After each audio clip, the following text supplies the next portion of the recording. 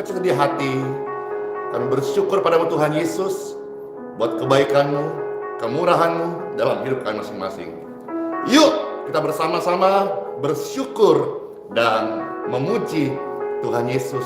Bagi Tuhan Yesus tidak ada perkara yang mustahil. Amin. Ku yakin dan dipulihkannya. Bagi Tuhan tak ada yang mustahil. Bagi Tuhan tak ada yang tak mungkin. Mujizatnya disediakan bagiku. Ku diangkat dan dipulihkannya. Bagi Tuhan tidak ada yang mustahil untuk menyelamatkan jiwa dari api neraka. Dia datang dan dipulihkannya. Bagi Tuhan tak ada yang mustahil. Bagi Tuhan tak ada yang tak mungkin. Mujizatnya disediakan bagiku. Ku diangkat dan dipulihkannya. Ku diangkat dan dipulihkannya. Ku diangkat dan disembuhkannya.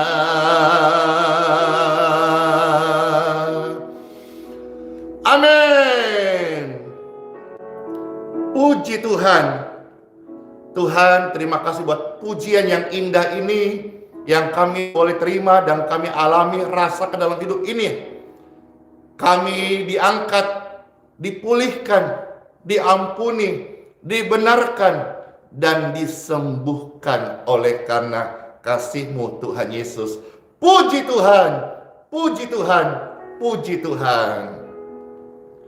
Shalom Bapak Ibu sekalian, Happy Sunday, selamat hari Minggu, dan selamat beribadah di gereja masing-masing. Jesus saved from hell.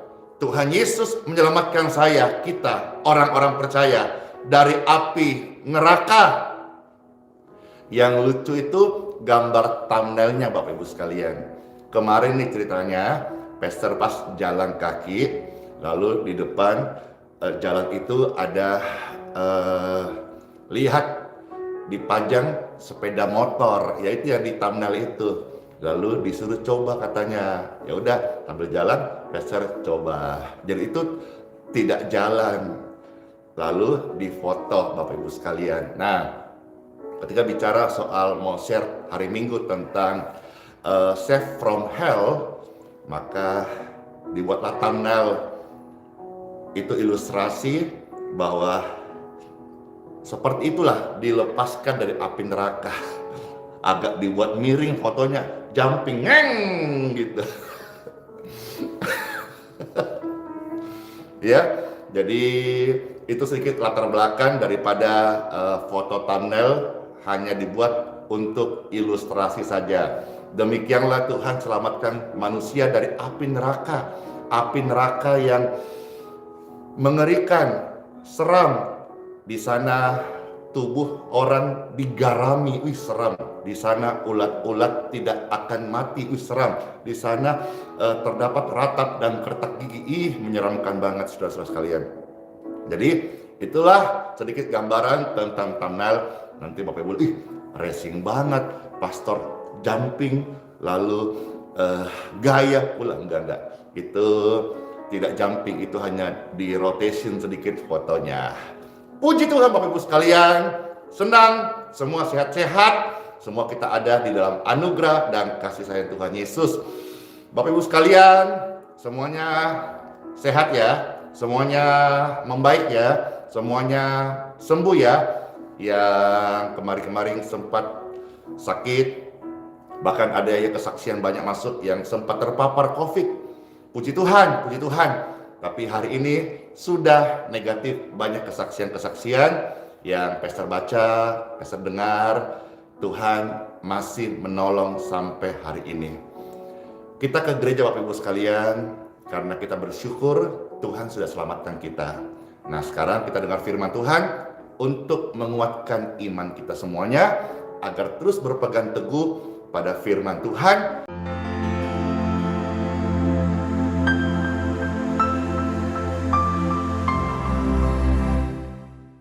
Karena kita sebagai anak-anak Tuhan Yesus, yuk kita time for Bible. Dalam nama Bapa, Putra, dan Roh Kudus. Amin. Injil Yohanes pasal 3 ayat 16 sampai 18. Injil Yohanes pasal 3 ayat 16 sampai 18. Pastor bacakan bagi Bapak Ibu sekalian terkasih, puji Tuhan. Yohanes pasal 3 ayat 16 sampai 18. Karena begitu besar kasih Bapa akan dunia ini, sehingga Bapa telah mengaruniakan anaknya yang tunggal, supaya setiap orang yang percaya kepadanya tidak binasa, melainkan beroleh hidup yang kekal. Sebab Bapa mengutus anaknya ke dalam dunia bukan untuk menghakimi dunia, melainkan untuk menyelamatkannya oleh Dia. Ayat 18. Barang siapa percaya kepadanya, ia tidak dihukum. Barang siapa percaya kepada Yesus Kristus, ia tidak akan dihukum atau diluputkan dari api neraka. Namun perhatian, barang siapa tidak percaya, ia telah berada di bawah hukuman, sebab ia tidak percaya dalam nama anak tunggal Bapa. Puji Tuhan Bapak Ibu sekalian, berbahagialah kita hari ini yang sudah percaya kepada Tuhan Yesus, tetap setia, dan juga sebagai orang percaya kita juga perlu untuk membawa kasih Tuhan Yesus kepada sesama kita. Layani sesama dengan kasih Tuhan Yesus, bukan dengan amarah, bukan dengan benci, bukan dengan nyinyir. Layanilah sesamamu manusia dengan kasih Tuhan Yesus. Karena kita orang percaya kepada Tuhan Yesus sudah diluputkan dari hukuman. Itu kata firman Tuhan. Sudah dibenarkan, sudah diampuni, sudah diselamatkan, sudah menerima hidup janji yang kekal di surga. Maka hari-hari hidup kita sebagai pribadi yang sudah menerima janji Tuhan Yesus, diluputkan dari api neraka, ada beberapa hal yang pastor mau warning, kasih sedikit peringatan kepada kita sesuai firman Tuhan, supaya kita bisa menjaga hidup, pelayanan, dan juga hubungan kita dengan sesama. Kalau kita punya hubungan dengan sesama menjadi tidak baik, apalagi bermusuhan, apalagi saling pisu, saling maki, kita tidak punya kesempatan untuk menyatakan kasih Tuhan kepada mereka-mereka.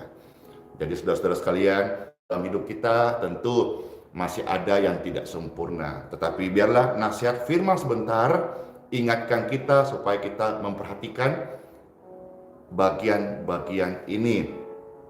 Kenapa saudara-saudara? Karena bagian-bagian ini adalah sebagai bukti nyata kita adalah orang-orang yang sudah dilepaskan dari api neraka, dan kita adalah orang-orang yang dibenarkan dan yang sudah diubahkan. Ya, nah sekarang kita maju Bapak Ibu sekalian, kita melihat Injil Matius pasal yang kelima, ya. Ayat yang ke-22. Matius pasal 5 ayat 22. Yes. Firman Tuhan, tetapi aku berkata kepadamu, setiap orang yang marah terhadap saudaranya. Nah orang percaya yang sudah menerima janji hidup kekal tidak boleh lagi suka marah-marah. Marah bisa saja terjadi, tapi jangan sampai marah-marah. Saking marah-marahnya, semua orang di sekitarnya udah dimarah-marahin, kena getahnya. Akhirnya udah habis tuh orang-orang. Ketemu cicak pun dimarah-marah. Ketemu kucing pun dimarah-marah. Perhatikan, jaga dirimu dari roh amarah. Jangan sampai amarah menguasai kita. Ingat loh, warga surga tidak dikuasai dengan roh amarah. Tapi saya nggak bisa begitu. Saya memang orangnya begini. Saya memang orangnya dari sononya sudah begitu. Dalam Tuhan Yesus, firman-Nya ini mengingatkan kita jangan menjadi orang yang terus sama. Sudah terima Tuhan Yesus, sudah terima hidup yang baru, kita harus juga siap berubah. Ya, makasih. Betul, kalau sampai kita marah, jangan marah-marah, apalagi sampai terbenamnya matahari. Nanti dalam hidupmu isinya hanya marah-marah melulu. Kalau kita marah-marah, maka kita nggak punya kasih. M-A-R-A-H, 5 huruf. K-A-S-I-H, kasih, 5 huruf. Kalau kita 5 hurufnya marah, kita tidak punya kasih. Ya. Oke, tetapi Tuhan bilang jangan kau marah pada saudara. Ya, kalau orang yang marah akan dihukum. Siapa yang berkata kepada saudaranya kafir, ingat ya, tidak boleh mengkafir-kafirkan orang. Orang yang berkata saudaranya kafir, ya harus dihadapkan ke mahkamah agama. Dan siapa yang berkata jahil, harus diserahkan ke dalam api, ke dalam neraka yang menyala-nyala. Seram banget Bapak Ibu sekalian. Ya, bicara marah-marah, kafir-kafirin orang, menuduh orang jahil, itu nggak baik. Ya, dan itu bukan lagi karakter anak surgawi. Kalau kita melihat di sini marah, bilang kafir-kafirin orang, lalu katain jahil, itu semua lidah, mulut. Lidah memang tidak bertulang, tetapi lidah itu bisa membinasakan. Ya, kita sekarang maju Yakobus pasal 3 ayat yang ke-6. Kita mulai contoh bagaimana lidah itu adalah api. Api itu harus dikendalikan. Bukan berarti api nggak diperlukan.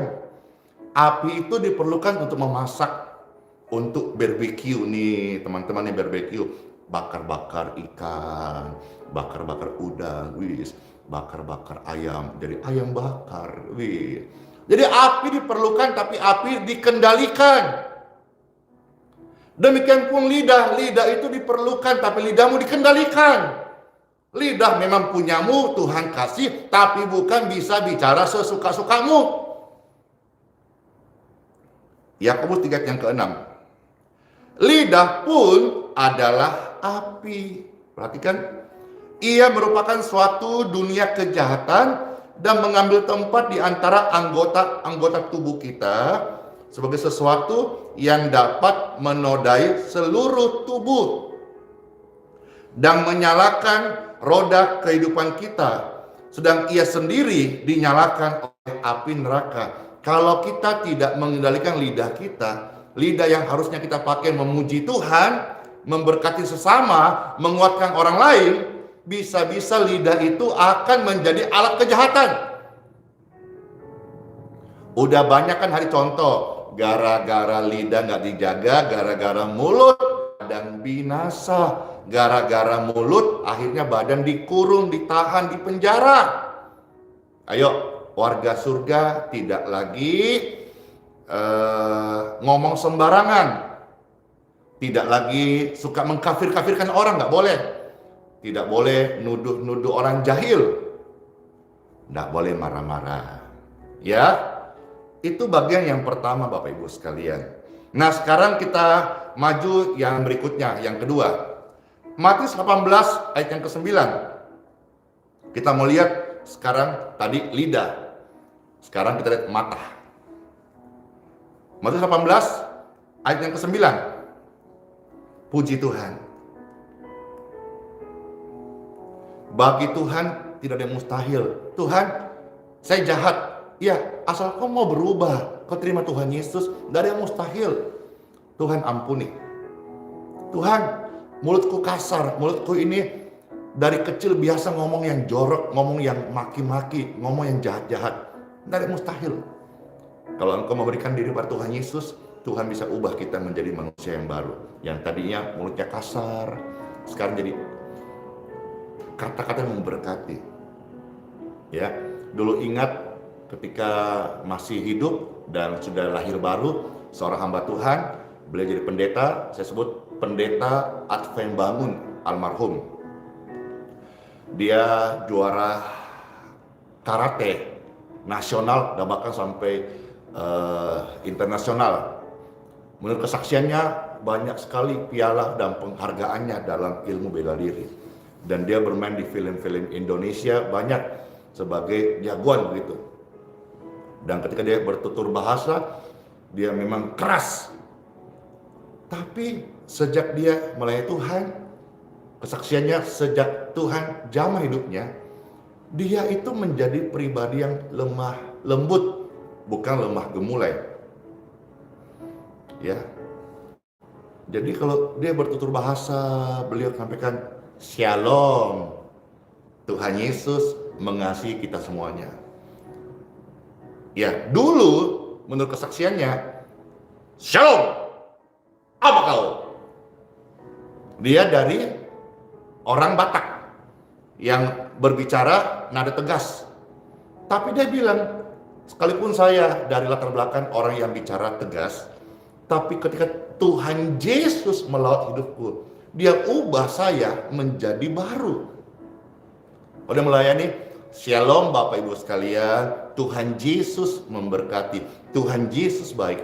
Ingat, kami bertemu dalam pelayanan dan sekarang dia sudah Tuhan panggil meninggalkan dunia ini, dan saya percaya dia sudah menerima upah kekal dari apa yang selama ini dia percaya. Dia terima Tuhan Yesus, dia percaya Bible. Saya melihat bahwa orang yang keras sekalipun, orang yang berbicara tegas sekalipun, ketika dalam Yesus dia bisa diubahkan. Anda pun demikian bisa diubahkan. Pasti bisa. Yes, pasti bisa. Ya. Nah, sekarang kita maju. Matius 18 ayat yang ke-9. Saya bacakan ya. Dan jika matamu menyesatkan engkau, cungkillah dan buanglah itu, karena lebih baik bagimu masuk ke dalam hidup dengan bermata satu daripada dicampakkan ke dalam api neraka dengan bermata dua. Mata ini jendela. Mata ini juga bisa memberikan signal. Wis, zaman dulu kita waktu masih belasan tahun, aku lihat dia dari mata turun ke hati. Caile. Hati-hati gunakan matamu. Ya, mata ini bisa menjadi jahat ketika tidak dikendalikan. Lihat apa-apa mau apa-apa, karena banyak lihat lewat mata tidak dikendalikan. Nah, jadi mata itu bukan tidak penting. Kan sedih kalau ada orang hidup tanpa mata. Tapi mata juga kalau nggak dikendalikan juga bisa menjadi alat kejahatan atau tempat di mana sumber terjadinya kesalahan. Ya, keinginan itu biasanya timbul dari mata, apa yang dia lihat.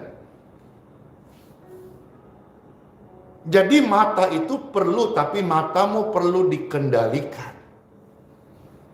Supaya jangan karena mata seluruh badan ini menjadi binasa, dibinasakan, dihukum di api neraka yang kekal, yang mengerikan. Namun kalau kita melihat ayat selanjutnya Bapak Ibu sekalian, kita akan menemukan di sana sedikit sambungannya yang pasti dapat rema. Jangan sampai kita punya mata yang sombong. Mata sombong itu adalah mata yang melihat orang lain, mata yang memandang sesama, meremehkan tidak boleh. Dari mana kita lihat ayat 10 ya. Ingatlah, jangan menganggap rendah seorang dari anak-anak kecil ini. Karena aku berkata kepadamu, ada malaikat mereka di sorga yang selalu memandang wajah Bapakku yang di surga. Mata itu biarlah, ya Pastor belajar. Berikanku Tuhan dan saya mau menjadi matamu. Mata yang penuh dengan belas kasihan. Mata yang penuh dengan belas kasihan. Tadi semua kejadian, ya ini hanya sedikit ilustrasi saja. Ketika mempersiapkan pelayanan live streaming ini, Pastor menemukan di lantai ada seekor cicak kecil yang tidak bisa jalan karena ada tertempel tubuhnya dengan seperti stiker di lantai begitu. Mungkin waktu dia cicak-cicak di lantai merayap diam-diam, terus dia kelengket sama stiker kecil karena cicaknya juga kecil. Akhirnya dia tidak berdaya, mau jalan nggak bisa karena tertempel di stiker kecil itu. Lalu akhirnya Pastor lihat, lalu angkat. Karena itu di jalan, takut nanti keinjak, lalu ambil itu, stikernya, mau letakkan ke dalam keranjang sampah. Dia beronta-beronta. Tidak tega. Karena muncul pemikiran ini, saya percaya ini karena sebuah hati yang memberi diri sehingga ada belas kasihan Tuhan Yesus. Amin. Kalau saya taruh di tempat sampah ini, dia akan beronta-beronta, dia tersiksa. Bagaimana dia menit-menit atau jam-jam berikutnya hidupnya di dalam tempat sampah ini.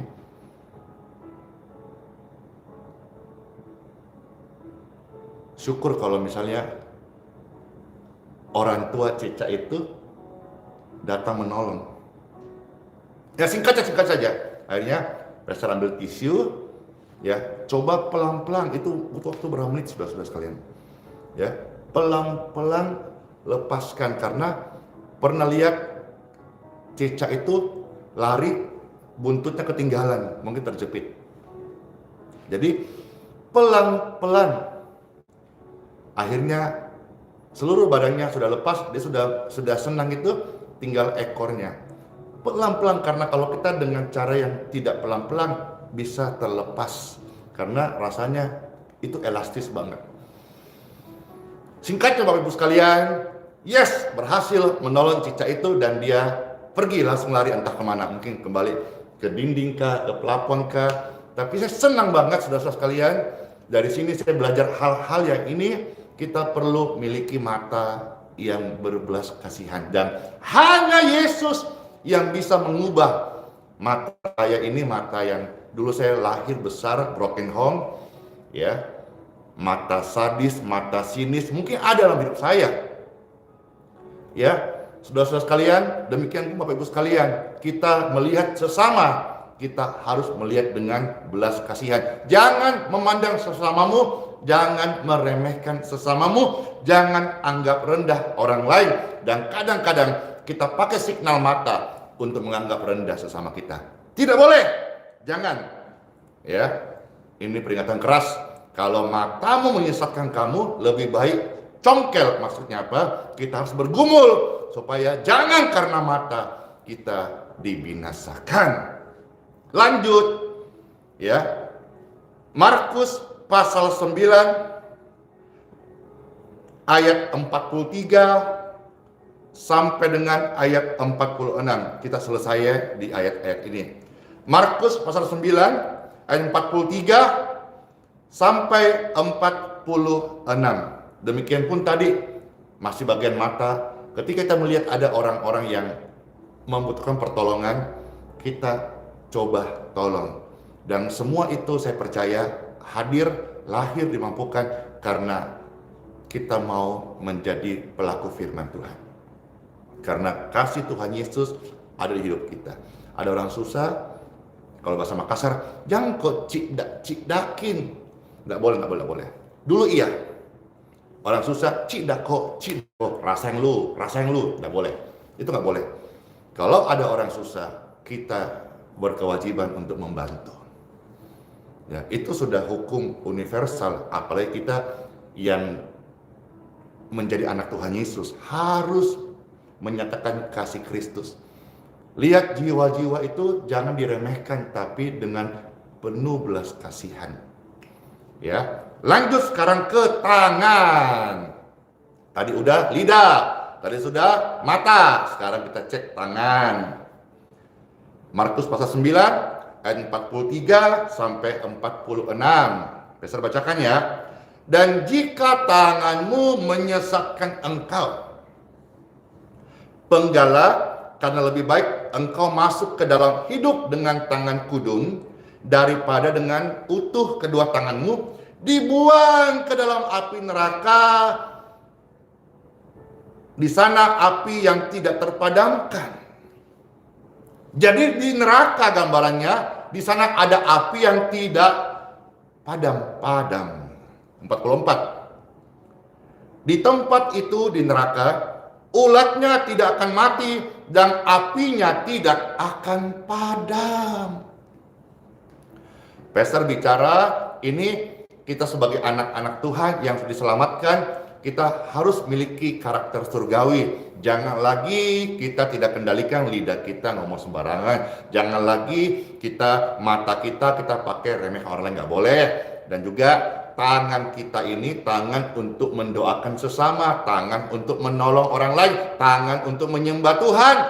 Ya, ku angkat tanganku, ku pandang kekudusanmu, saat ku sembah, ku pujimu, ku rasakan kehadiranmu Tuhan. Jangan kita pakai tangan kita untuk memukul sesama, meremehkan orang lain. Jangan pakai tangan menjatuhkan orang-orang lain, tidak boleh. Ya, ngeri kalau kita tidak mengendalikan tangan kita. Maka jangan sampai seluruh tubuh kedua tanganmu utuh dilempar ke dalam api neraka. Itu nggak ada di dalam hidup orang percaya. Amin. Itu nggak ada dalam kehidupan ahli waris surga. Amin. Karena kalau sampai itu digambarkan di sini, di neraka itu apinya tidak padam. Iya, makasih. Tangan ini untuk mengangkat sesamamu yang lagi lemah, yang lagi terpuruk. Jangan kita jatuhkan orang lain. Pelayanan bukan ladang kompetitor. Ya, sama. Kalau saudara pebisnis juga tidak perlu engkau jadikan sebagai sebuah kompetitor. Lakukan, tunaikan, kerjakan bisnismu. Kalau engkau seorang pelayan Tuhan, pelayananmu dengan takut akan Tuhan. Tuhan tahu memberi berkat, mana orang yang beribadah kepadanya, mana yang tidak beribadah kepadanya. Ya, Tadi sudah tangan, sekarang kaki. Hati-hati gunakan kakimu. Ayat 45. Jika kakimu menyesatkan engkau, penggalah. Karena lebih baik engkau masuk ke dalam hidup dengan timpang daripada dengan utuh kedua kakimu dicampakkan ke dalam neraka. Di sana diulangi, di neraka. Di sana ulatnya tidak akan mati dan apinya tidak akan padam.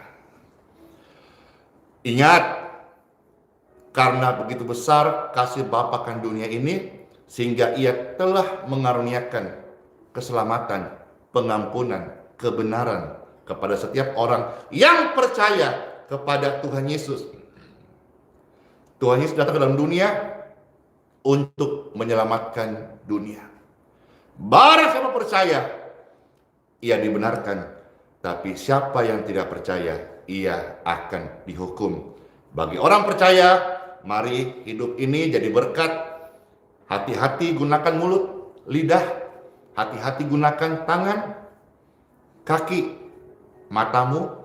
Mata kita pakai, kita perlu melihat sekeliling, tapi kita melihatnya bukan dengan keserakahan, bukan dengan meremehkan, bukan dengan kesombongan. Hati-hati mata sombong, bukan dengan untuk menganggap rendah orang lain. Tapi mata kita ya adalah mata yang belas kasihan, melihat jiwa-jiwa untuk kita layani, untuk kita bantu, untuk kita doakan, untuk kita kuatkan. Renungan ini boleh jadi berkat di hari Minggu bagi pemirsa sekalian. Saya berdoa aliran-aliran kesembuhan mengalir di tubuh setiap orang-orang percaya. In Jesus' name. Waktu engkau lemah, saya percaya firman Tuhan hadir menguatkan kita. Waktu engkau susah, saya percaya firman Tuhan menguatkan kita, memberikan kita jalan keluar. Waktu kita terpuruk, saya percaya firman Tuhan hadir untuk memberikan kita kemenangan. Karena kita hidup, kita percaya kita ada sesuai dengan perintah Tuhan, dan kita hidup ditentukan dari setiap perkataan firman Tuhan. Amin. Firman Tuhan, kita bersyukur kepada Tuhan Yesus.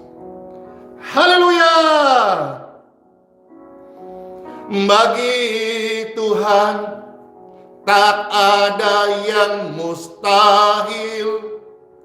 Bagi Tuhan tak ada yang tak mungkin. Mujizatnya disediakan bagiku. Terima kasih Tuhan Yesus. Ku diangkat dan dipulihkannya. Bagi Tuhan tak ada yang mustahil. Bagi Tuhan tak ada yang tak mungkin. Mujizatnya disediakan bagiku. Ku diangkat dan dipulihkannya. Ku diangkat dan disembuhkannya. Ku diangkat dan diubahkannya menjadi pribadi yang baru. In Jesus' name. Percaya kita boleh menerimanya dengan kasih Tuhan Yesus. Makasih Tuhan Yesus.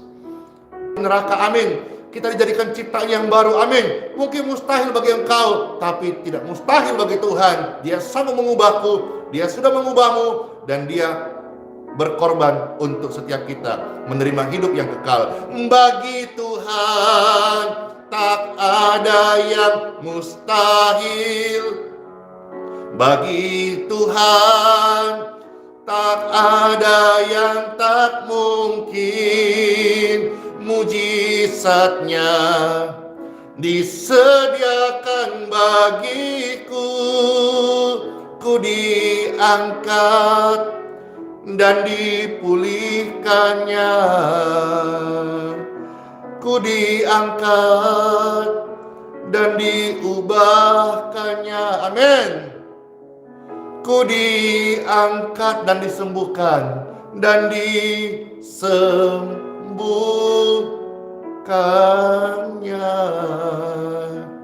Masuklah hari yang baru, Happy Sunday, Sola Fide, hiduplah oleh iman, Immanuel, Tuhan Yesus beserta kita sampai selama-lamanya.